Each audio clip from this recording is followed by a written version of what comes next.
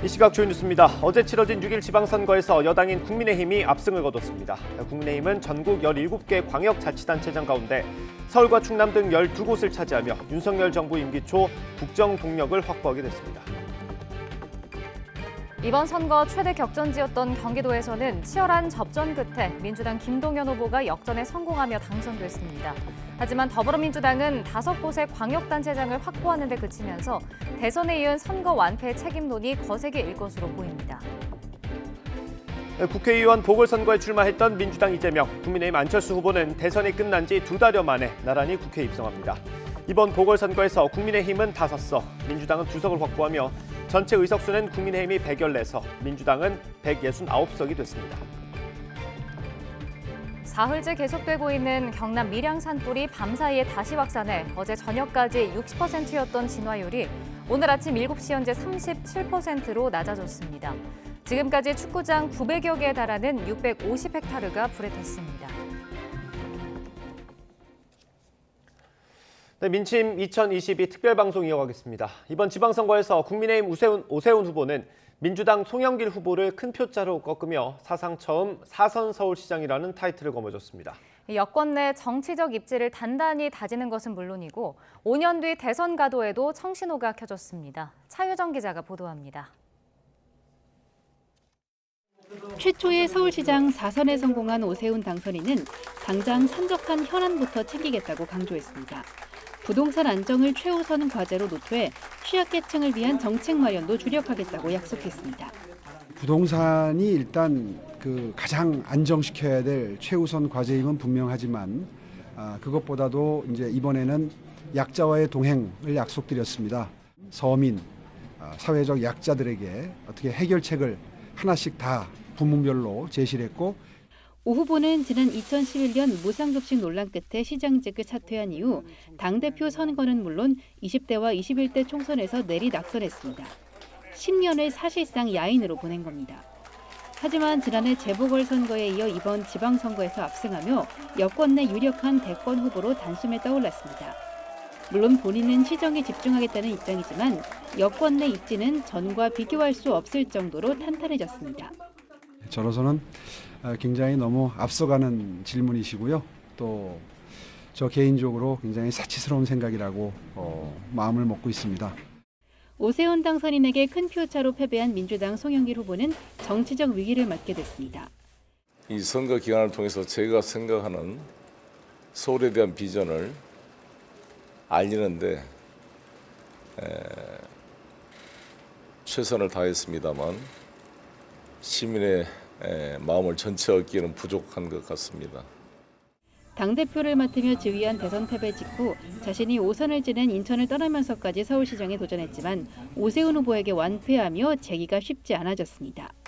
송영길 후보는 이미 대선 과정에서 다음 총선 불출마도 선언했습니다. YTN 차유정입니다. 치열한 접전 끝에 이긴 김동연 경기도지사 당선자는 민주당의 변화와 개혁을 위한 씨앗이 되겠다고 밝혔습니다. 늘 도민과 소통하며 일과 성과로 약속을 지켜나가겠다고도 말했습니다. 함께 들어보겠습니다.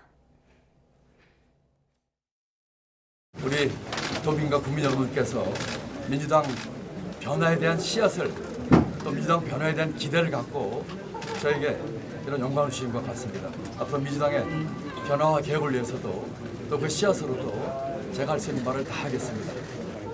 겸허하게 말씀 듣고 자세 낮추고 겸손하게 일을 추진하도록 하겠습니다. 늘 소통하면서 일과 성과로 제가 한 말씀, 약속들 차곡차곡 실천에 옮기겠다는 다짐을 다시 한번 드립니다. 네, 간발의 차이로 패배한 김은혜 국민의힘 후보는 김동연 당선인에게 축하를 전했습니다. 최선을 다했지만 자신이 부족해서 이기지 못했다고 승복했습니다. 직접 들어보겠습니다. 존경하는 경기도민 여러분, 이 과분한 지지에 감사를 드립니다. 그리고 경기도지사에 당선되신 김동연 후보님께도 축하의 인사를 전합니다. 최선을 다했지만 저의 부족함으로 승리하지 못했습니다. 저는 졌지만 여러분들은 지지 않았습니다. 이번 지방선거에서 국민들께서 우리 국민의힘에 보여주신 그 지지와 열정으로 윤석열 정부의 성공과 그리고 대한민국 정상화를 위해서 더 큰 힘을 모아주십시오. 저는 당원의 한 사람으로 돌아가서 묵묵히 응원하고 돕겠습니다. 고맙습니다.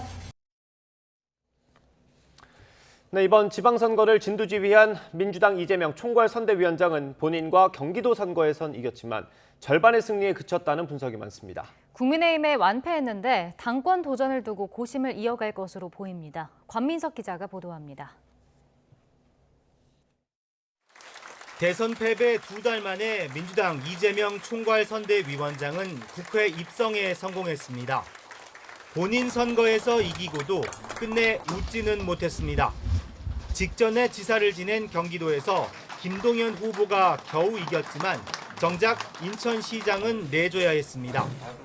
전체 결과를 봐도 민주당은 참패에 가깝습니다. 국민 여러분들의 엄중한 질책을 겸허하게 수용하겠습니다. 우리 국민의 신뢰를 회복하고 국민의 사랑을 다시 받을 수 있도록 지역 연고가 없는 민주당 텃밭 인천 계양을에 도전장을 내며 이재명 위원장은 애초 전국 선거를 지휘할 계획이었습니다. 하지만 방탄 출마라는 국민의힘의 집요한 공세에 상대인 윤영선 후보가 무섭게 따라붙었고 결국 선거 기간 내내 대부분 인천에 발이 묶였습니다. 검찰, 경찰 수사 아무리 압박해도 전혀 걱정되지 않습니다. 자꾸 방탄하는데 여러분들은 물도 안 든 물총 두렵습니까? 걱정하지 않으셔도 됩니다. 기대했던 전국 선거에서의 이재명 효과도 찾아보기 힘들었습니다. 여기에 선거 막판 꺼내든 김포공항 이전 공약은 여당의 공격의 빌미를 제공하고 당내 혼란을 불러온 자충수란 지적까지 받았습니다.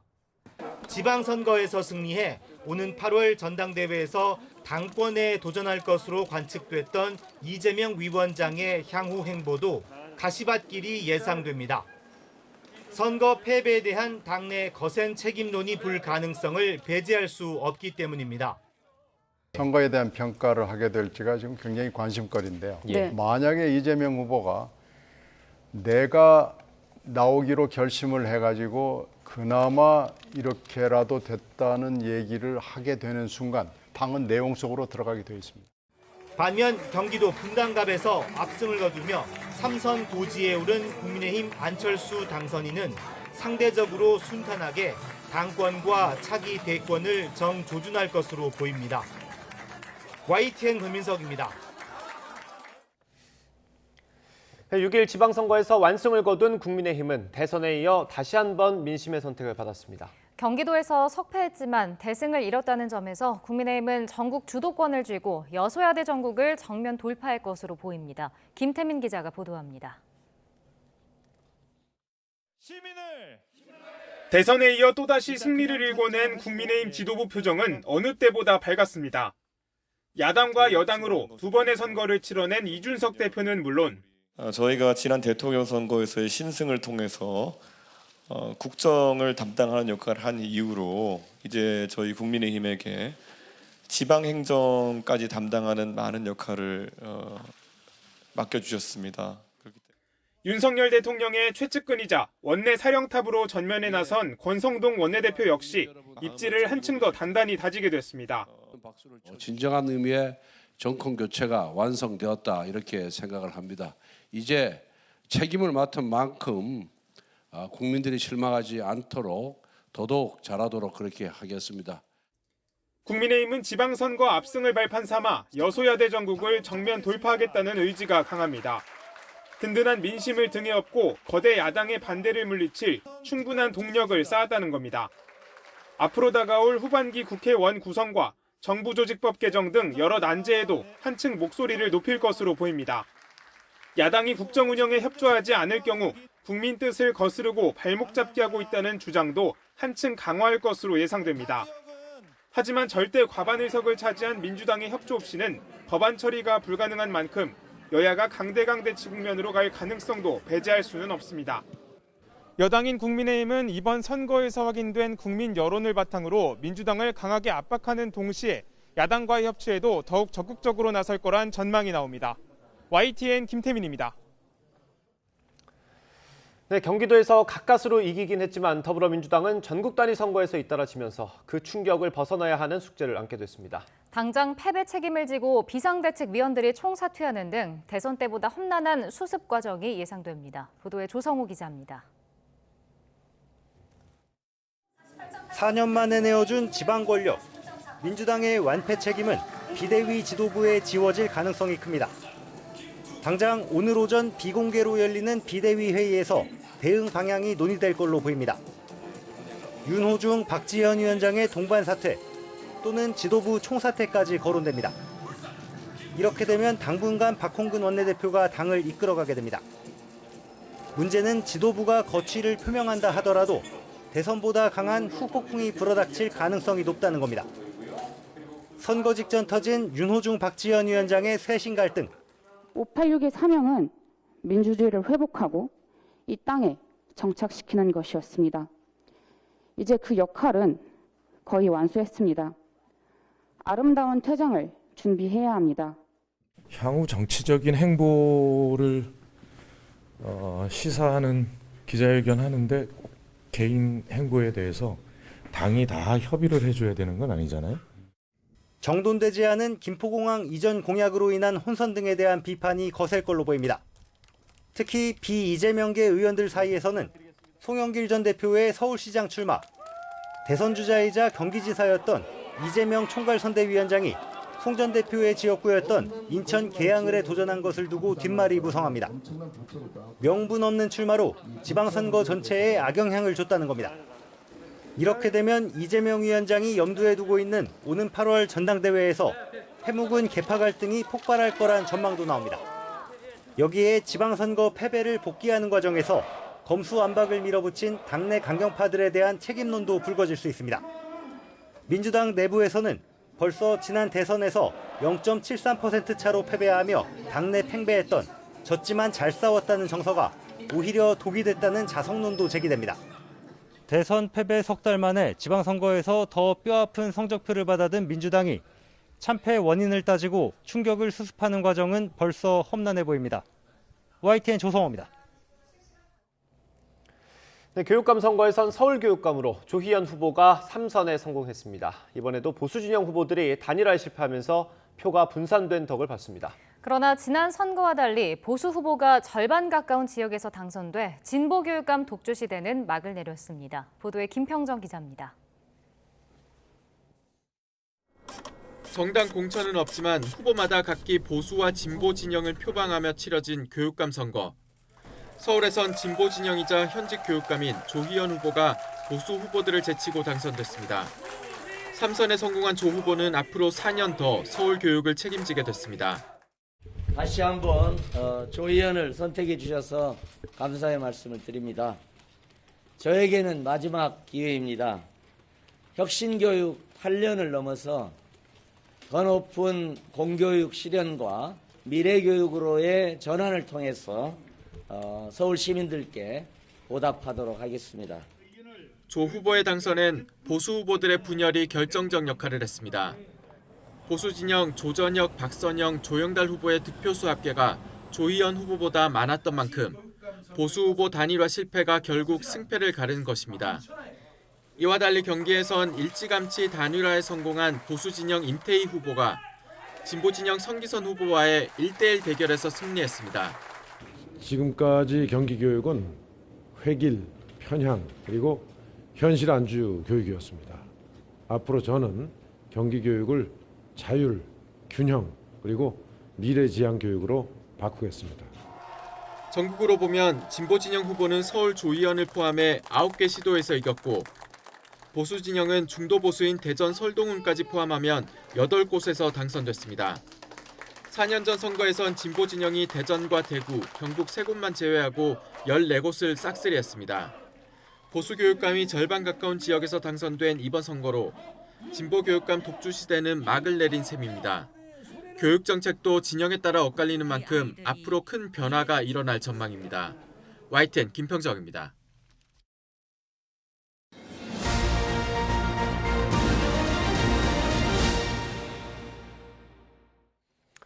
네, 지금부터는 일반 뉴스 전해드리겠습니다. 사흘째 계속되고 있는 경남 밀양 산불이 밤사이 다시 확산해서 어제 저녁까지 60% 정도였던 진화율이 오늘 아침 7시 기준으로 37%까지 낮아졌습니다.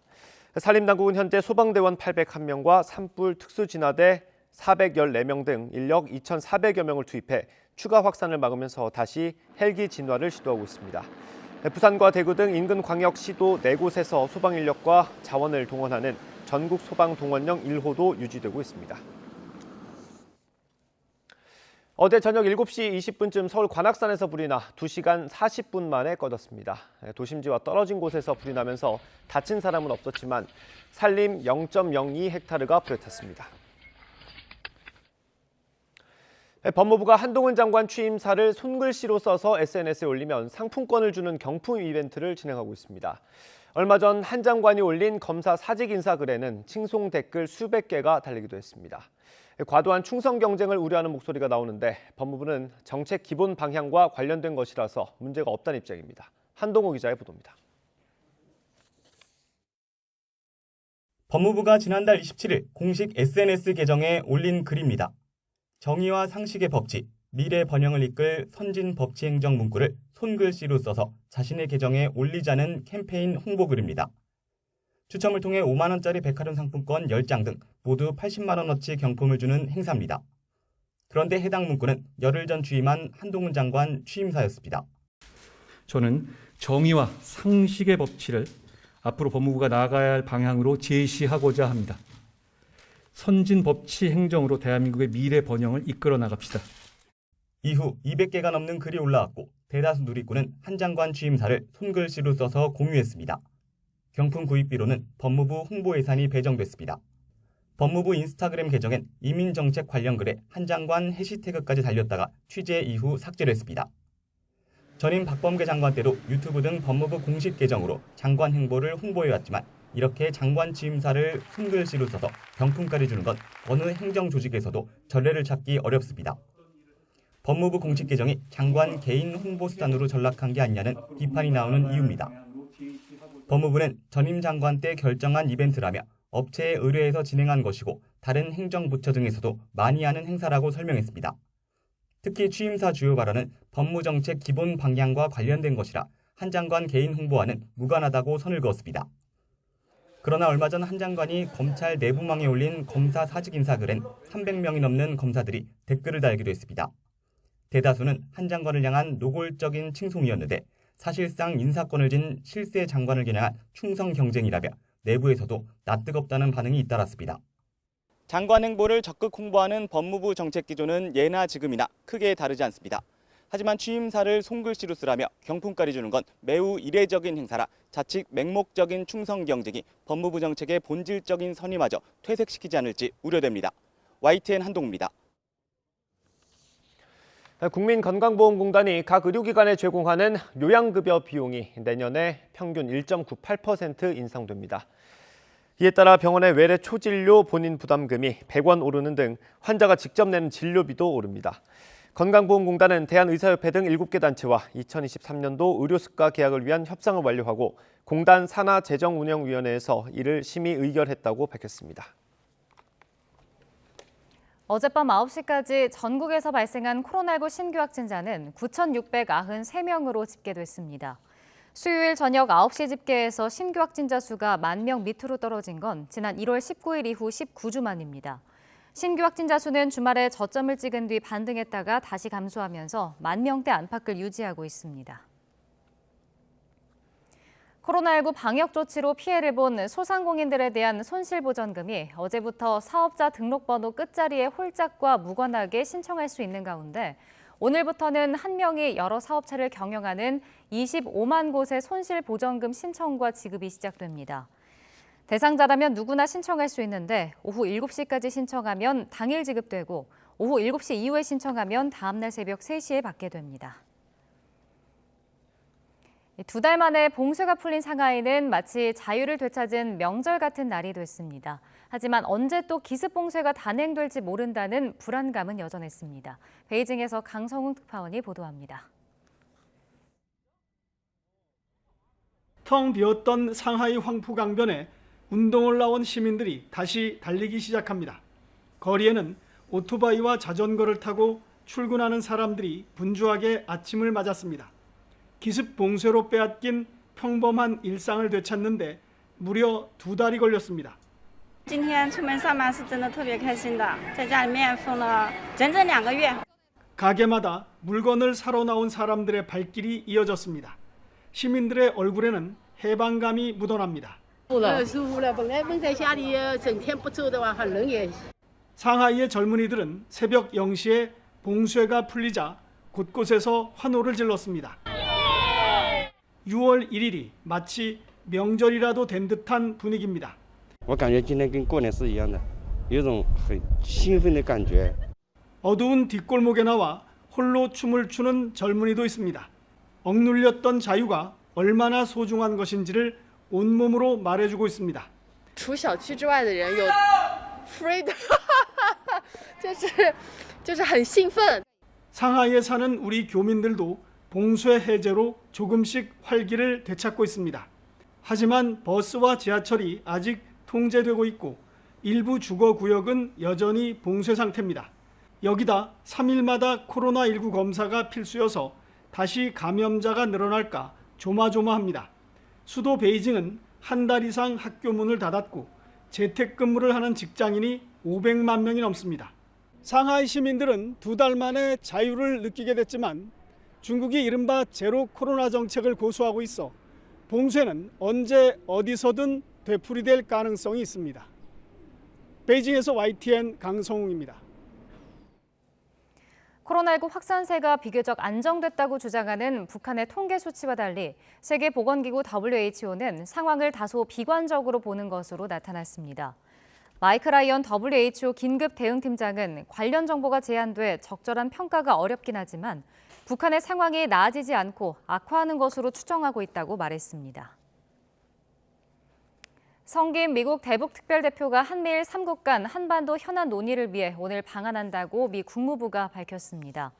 미 국무부는 성김 대표와 후나코시 다케이로 일본 외무성 아시아 대양주 국장이 김건 외교부 한반도 평화교섭 본부장 주최로 3자 회의를 열어 북한의 대륙간 탄도미사일 발사와 코로나19 발병 대응 등 폭넓은 이슈에 대해 논의할 예정이라고 전했습니다. 미국이 우크라이나에 첨단 로켓 시스템 같은 추가 무기 지원을 공식화한 가운데 독일도 대공 미사일과 레이더 추적기를 포함한 현대식 방공 무기를 지원하기로 했습니다. 러시아는 서방이 의도적으로 기름을 붓고 있다고 반발했습니다. 워싱턴에서 강태욱 특파원의 보도입니다. 조 바이든 미국 대통령이 우크라이나에 대한 새로운 안보 지원 패키지를 제공한다고 밝혔습니다.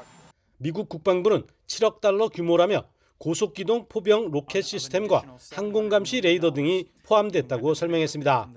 이 가운데 로켓 시스템은 사거리가 최대 80km로 장거리 미사일을 지원해달라는 우크라이나의 요구를 어느 정도 받아들인 겁니다. 미국 정부는 로켓 시스템 등 지원 무기는 방어용으로 러시아 본토를 공격하는 데 쓰이진 않을 것이라고 설명했습니다. The Ukrainians have given us assurances that they will not use these systems against targets on Russian territory. 그동안 미온적이었던 독일도 대공 미사일과 레이더 추적기 등 첨단 무기 제공에 가세했습니다. 숄츠 총리는 푸틴 러시아 대통령이 승리하지 못하게 해야 한다며 우크라이나가 방어에 성공하도록 하기 위한 것이라고 설명했습니다. In den kommenden Wochen werden wir auch weitere Waffen liefern. Zum Beispiel hat die Bundesregierung aktuell entschieden, dass wir mit dem System IRIS-T das modernste Flugabwehrsystem liefern, über das Deutschland verfügt. 러시아는 무기 지원 얘기가 나오자마자 반발했습니다. 세르게이 라브코프 외무차관은 러시아와 미국 간 직접 충돌 위험을 고조시킨다고 경고했습니다. 크렘린궁도 미국이 의도적으로 기름을 붓고 있다고 비난했습니다.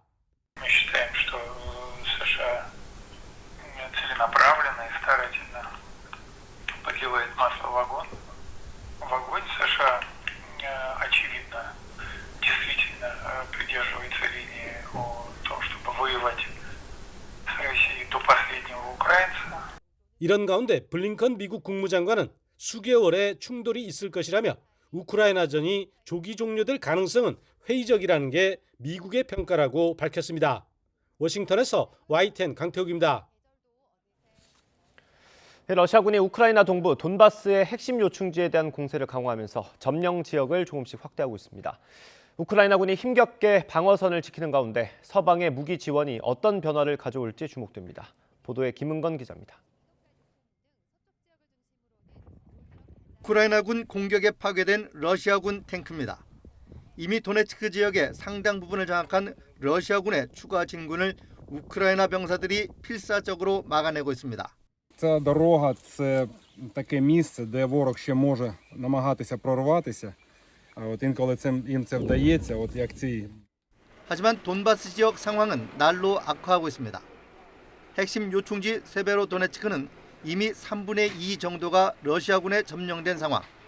우크라이나군이 치열하게 맞서고 있지만 루한스크 지역 전체가 곧 러시아에 넘어갈 것이라는 위기감이 커지고 있습니다. Обстановка дуже непроста. Тривають активні бойові дії. Ворожі підрозділи фактично вже проникли в Сєвєродонецьк. 젤렌스키 우크라이나 대통령은 세베로도네츠크에 대규모 화학 공장이 있다며 러시아군의 폭격이 미친 짓에 불과하다고 비난했습니다. 특히 돈바스 상황이 매우 어렵다면서도 남부 전선에서는 반격에 성공하고 있다며 전의를 다졌습니다. Наші військові, розвідка, Нацгвардія та усі, хто залучений до оборони держави поступово, але невідворотно, зривають всі плани окупантів.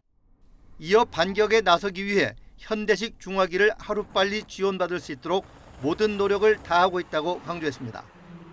미국과 독일 등 서방이 약속한 추가 무기 지원이 얼마나 신속하게 이루어지느냐에 따라서 우크라이나 동부 지역 전세가 좌우될 것으로 보입니다. YTN 김은건입니다. 중국 스촨성 야안시에서 지진이 잇따라 발생해서 최소 4명이 숨졌다고 중국 언론이 보도했습니다. 중국 지진대는 현지 시각 어제 오후 5시 야안시 루산현에서 규모 6.1의 지진이 관측됐고 진원의 깊이는 17km로 파악됐다고 밝혔습니다. 이어 3분 뒤 야안시 바오싱현에서 규모 4.5의 지진이 발생했습니다. 현재까지 이번 지진으로 바오싱현에서 4명이 숨지고 14명이 다친 것으로 파악됐다고 신화통신이 보도했습니다. 미국 중앙은행인 연방준비제도가 일부 지역에서 경제 성장세가 느려지기 시작했다고 진단했습니다.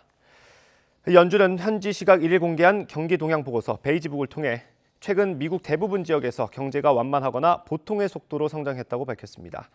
이번 베이지북은 지난 4월부터 5월 23일까지 12개 연방준비은행 관할 구역의 경기 흐름을 평가한 것으로 오는 14일에서 15일 열리는 6월 연방공개시장위원회 정례회의에서 기초 자료로 활용됩니다. 6월이 시작되며 어느새 계절도 여름에 접어들었습니다. 오늘도 아침에는 선선하지만 낮에는 불볕더위가 이어지겠는데요. 오늘 서울 낮 기온 27도까지 오르면서 어제와 비슷하겠습니다. 특히 내일은 서울 낮 기온 32도까지 치솟는 등 서쪽 지역을 중심으로는 올 들어 가장 더운 날씨를 보이겠습니다. 들쑥날쑥한 기온 변화에 건강 잃지 않도록 체온 조절 잘 해주시기 바랍니다. 오늘도 맑은 날씨가 이어지면서 대개 건조함은 더욱더 심해지겠습니다. 현재 강원 남동부와 충북, 영남 지방을 중심으로 건조주의보가 발효 중입니다. 산불 등 추가 화재가 발생하지 않도록 주의를 해주시기 바랍니다. 오늘 낮 기온은 어제와 비슷하거나 조금 낮겠습니다. 서울 27도, 대전과 광주 30도, 대구는 33도로 예상됩니다. 토요일까지 서쪽 지방은 때이른 더위가 이어지겠습니다. 일요일에는 제주도와 강원 영동에 비가 내리겠고 영동 지역은 화요일까지 비가 길게 이어지겠는데요. 현충일인 다음 주 월요일 영동을 제외한 대부분 지역은 하늘만 다소 흐릴 뿐 날씨로 인한 큰 불편은 없겠습니다. 오늘 낮 동안 강한 볕이 내리쬐면서 대부분 지역의 자외선 지수와 오존 농도가 높게 치솟겠습니다. 특히 호흡기에 해로운 오존은 마스크로도 걸러지지 않으니까요. 볕이 강한 오후 2시부터 5시 사이 장시간 야외 활동은 자제해 주시는 게 좋겠습니다. 지금까지 상암동 야외 스튜디오에서 YTN 홍나실입니다.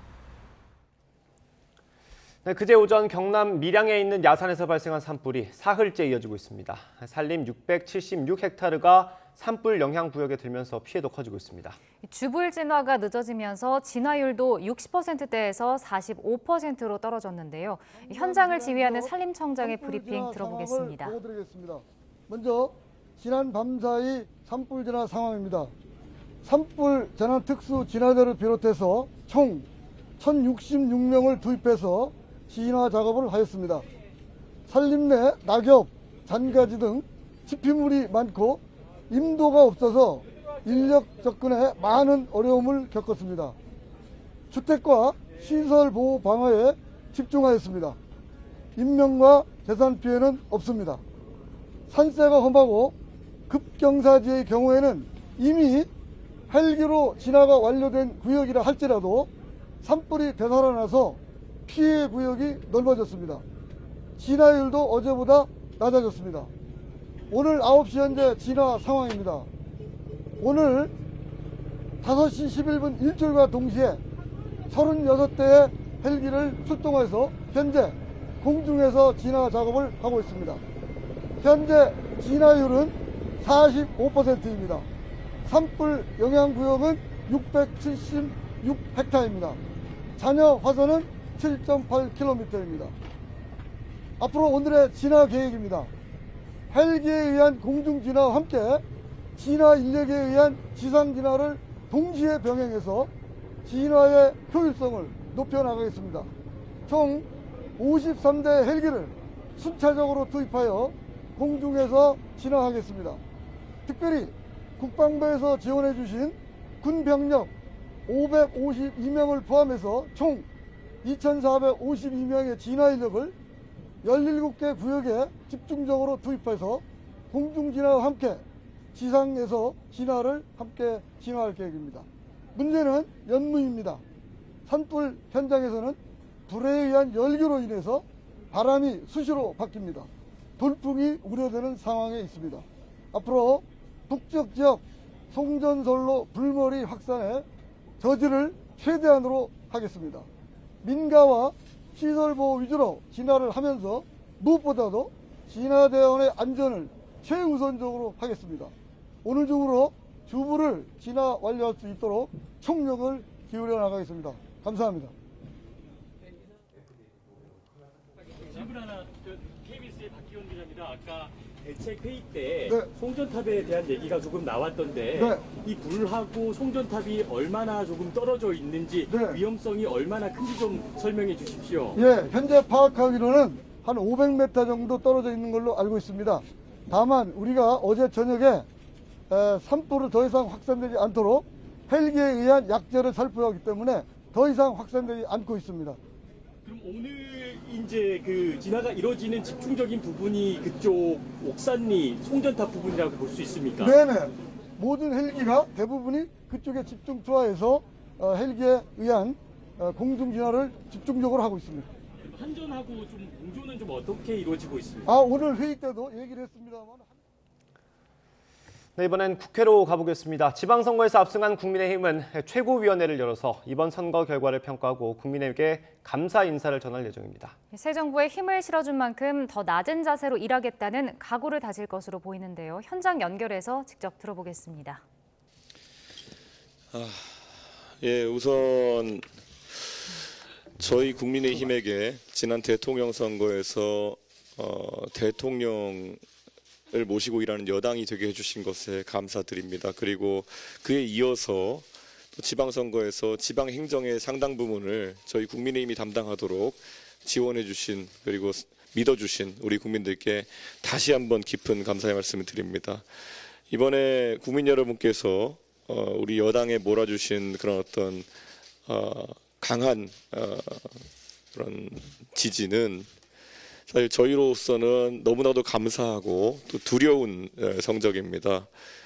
이번에 저희가 거둔 성적표는 광역단체와 기초자치단체를 망라해서 상당히 많은 권한을 저희가 갖게 된 것을 의미하기 때문에 민주당이 지난 2년 전 총선에서 180석이라는 그런 어떤 큰 성과를 내고 그것에 도취되어서 일방적인 독주를 하다가 2년여 만에 이렇게 상받는 결과가 나온 것처럼 저희도 정말 겸손한 자세로 오직 국민만 바라고 일하라는 그런 교훈을 저는 바탕으로 앞으로 일해 나가도록 하겠습니다.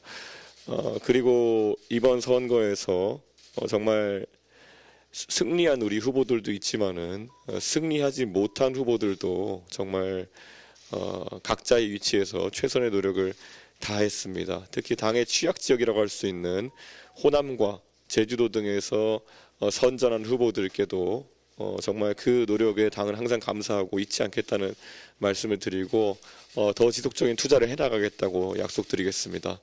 그리고 오늘 새벽에 역전되어서 안타깝게 패배한 김은혜 후보도 정말 지난 대선에서 저희가 어려움을 겪었던 경기도에서 그 표차를 굉장히 줄이는데 많은 노력이 있었고 김은혜 후보의 그런 선전에 경의를 표하고 무엇보다도 감사하게 생각합니다. 김은혜 후보의 최선을 다한 노력이 있었기 때문에 저희가 경기도의 기초자치단체장 선거에서 또 좋은 성적표를 냈고 그리고 또 경기도의회 선거에서도 저희가 좋은 성적을 내게 됐습니다. 이 공의 상당한 부분이 도지사 후보로 본인을 아끼지 않고 띄워준 김은혜 후보의 공이다 이렇게 말씀드리겠습니다. 그리고 이번에 세종시 같은 경우에도 최민호 후보가 굉장히 어려운 선거에서 우수한 성적을 거두었습니다. 이 어려운 선거에 승리한 후보들께서 행정을 담당하게 되실 때는 더더욱 당을 대표해서 정말 중요한 기회를 부여받았다는 사명감으로 일에 매진해 주셨으면 하는 그런 생각입니다. 그리고 오늘 제가 힘주어서 강조하고 싶은 것은 저희가 겸손하게 이 결과를 받아들이고 더 노력하겠다는 것입니다. 그래서 이번 지방선거와 재보궐선거 공천 같은 경우에 우리 존경하는 정진석 국회 부의장님과 그리고 윤상현 의원이 각각 맡아서 정말 잡음 없는 훌륭한 공천을 하기 위해 노력했고 실제로 그것이 이번 지방선거와 보궐선거 승리의 기반이 되었다. 저는 이렇게 생각합니다. 근데 그럼에도 불구하고 저희가 앞으로 더 책임 있는 정당으로서 또 당의 덩치가 커진 정당으로서 시스템적으로 보완해야 될 부분들도 몇 군데 노정한 것이 사실입니다. 특히 2년 앞으로 다가온 총선을 대비해 가지고 저희가 혁신과 개혁의 기치를 내려놓으면 안 된다. 이런 인식을 가지고 있습니다. 그렇기 때문에 오늘 저는 비공개회의에서 최고위원님들과 함께 당의 혁신과 개혁을 가속하기 위한 그런 고민에 대해 가지고 더 논의하고 회의 이후에 언론에 공개할 수 있도록 그렇게 하겠습니다. 그리고 무엇보다도 이번 선거의 의미는 결국 윤석열 정부가 원 없이 일하도록 해달라라는 저희의 호소에 국민들께서 신뢰를 주신 것이다 이렇게 생각합니다. 제가 선거를 하면서 저희는 무한 책임주의를 이야기하겠다라고 이야기했습니다. 국민들께서 그에 상응하는 지지를 보여주셨기 때문에 저희는 진짜 죽기 살기의 각오로 이 무한 책임을 바탕으로 꼭 윤석열 정부를 성공시키겠다는 그런 생각으로 당이 혼연일체가 되어서 앞으로 나가야 될 것이다 이렇게 말씀드리겠습니다. 다시 한번 너무 감사드리고 저희에게 주어주신 이 큰 권한 그리고 큰 신뢰 절대 오만하지 않고 겸손하게 받들 수 있도록 하겠습니다.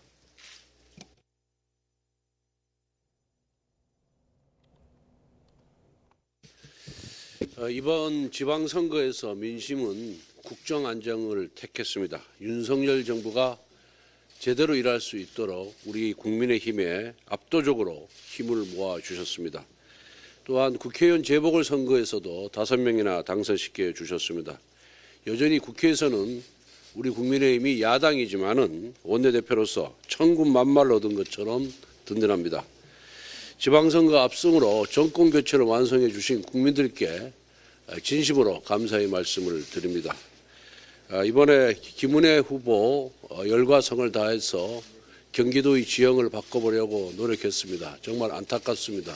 심심한 위로를 드립니다. 그리고 윤영선 계양을 국회의원 후보도 이재명 후보라는 거물을 만나서 정말 잘 싸워주셨습니다. 감사를 드립니다. 또한 무엇보다 우리 주규환 광주시장 후보, 조배숙 전북도지사 후보, 이정현 전남도지사 후보 세 분 모두 호남에서 15%의 벽을 넘어선 것은 우리 당에 매우 큰 의미를 갖습니다. 더 이상 호남은 우리 당의 불모지가 아니라 더 열심히 갈고 닦아야 할 경작지입니다. 앞으로 더 많은 분들이 국민의 힘의 이름을 달고 호남에서 정치적인 꿈을 키워나갈 것이라고 믿습니다. 우리 당은 더 진정성을 갖고 호남과 동행해 가겠습니다. 우리 모두는 민심의 무서움을 너무나 잘 압니다. 민심은 매서운 눈으로 우리 당을 지켜보고 있습니다. 이번 지방선거 결과는 우리가 잘해서 받은 성적표가 아니라 앞으로 더 잘하라는 민심의 채찍질입니다. 민심 앞에 더 겸손하게 그리고 더 낮은 자세로 일하겠습니다. 대선과 지선 과정에서 국민께 드린 약속을 지키겠습니다. 공약 실천 점검단을 꾸려 국민께 공약 이행 사항을 정기적으로 보고드리겠습니다. 당선되신 분들에게 축하를, 낙선하신 분들에게는 심심한 위로의 말씀을 드립니다. 두 번째 말씀드리겠습니다. 의례적으로 하는 말이 아니라 지금 민생이 매우 어렵습니다. 지난 2차 추경 처리 과정에서 봤듯이 여야가 협치할 때 국민의 삶을 지킬 수가 있는 것입니다. 협치는 국민의 준엄한 명령입니다. 국회의장과 법사위원장을 국회 제1위 교섭단체가 교체해서 맡아온 것은 상호 견제와 균형을 지키기 위한 우리 국회의 오랜 전통이고 협치 정신입니다. 여야 협치를 위해서는 1년 전에 민주당이 약속한 대로 법사위원장을 국민의힘에 돌려주어야 합니다. 국회의장과 법사위원장 두 자리 모두를 민주당이 차지할 수는 없습니다. 21대 국회 시작부터 국회의장과 법사위원장을 독차지해서 힘자랑을 해온 힘자랑만 일삼아 온 것은 나비 효과가 돼서 지난 대선과 지선에서 결과로 나타났습니다. 대선 패배 후에 그랬듯이 졌지만 잘 싸웠다며 정신 승리해서는 안 됩니다. 이재명 한 사람 지켰다고 안도해서는 더더욱 안 됩니다. 민주당은 협치하라는 민심에 이제는 정말 응답해야 합니다.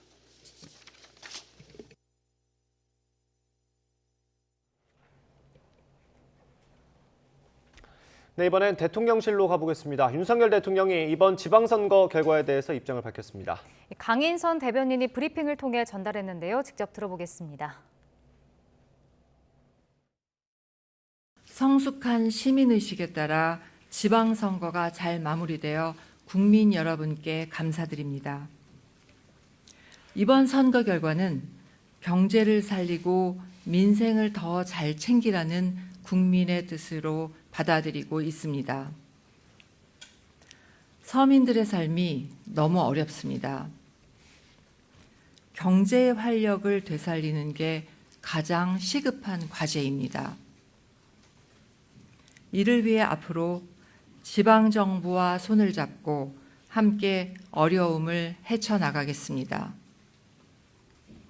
윤석열 정부는 첫째도 경제, 둘째도 경제, 셋째도 경제라는 자세로 민생 안정에 모든 힘을 쏟겠습니다. 네, 2022 지방선거 특별방송은 잠시 후에 계속됩니다. 네, 저희는 여기서 인사드리겠습니다. 시청해주신 여러분 고맙습니다.